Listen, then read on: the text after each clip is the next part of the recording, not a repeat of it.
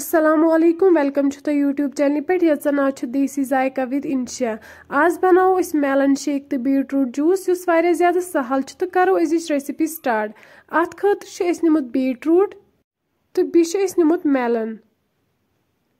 One निमो इस तितन beetroot ते उमन बनाओ इस पीसेस।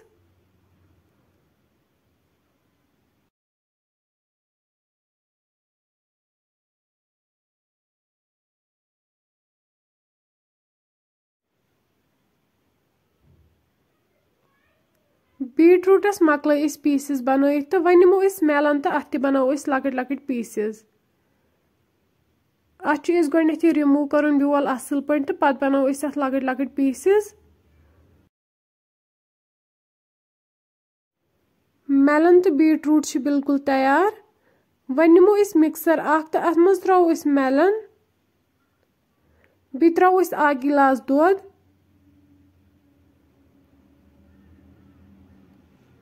डोड़ चमच खंड तो करो असल पे ग्राइंड। तो हेकु वुचित सोन मेलन शेक छ बिल्कुल तैयार तो वन फिरो इस गिलासन मज।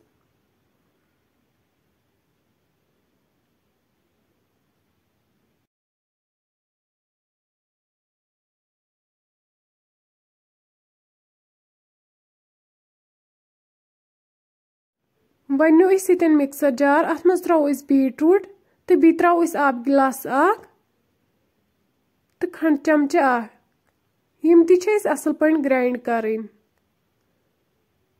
तो हेकु वुचित सोन बीटरूट जूस छ बिल्कुल तैयार।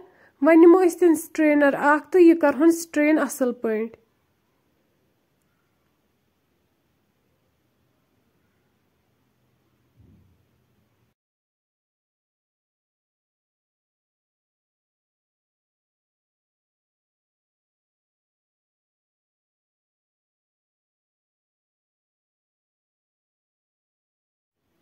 सोन बीटरूट जूस छ बिल्कुल तैयार तो यह फिरो वन इस गिलासन मज।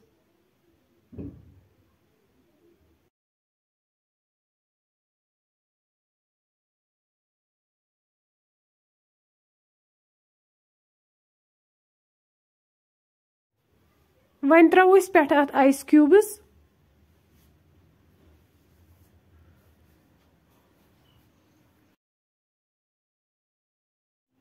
फ्रेंड्स सही रेसिपी छ बिल्कुल तैयार। अगर तुम सही रेसिपी पसंद आमत चैनल कर सब्सक्राइब तो बेदीजो पनुन फीडबैक। अल्लाह हाफिज।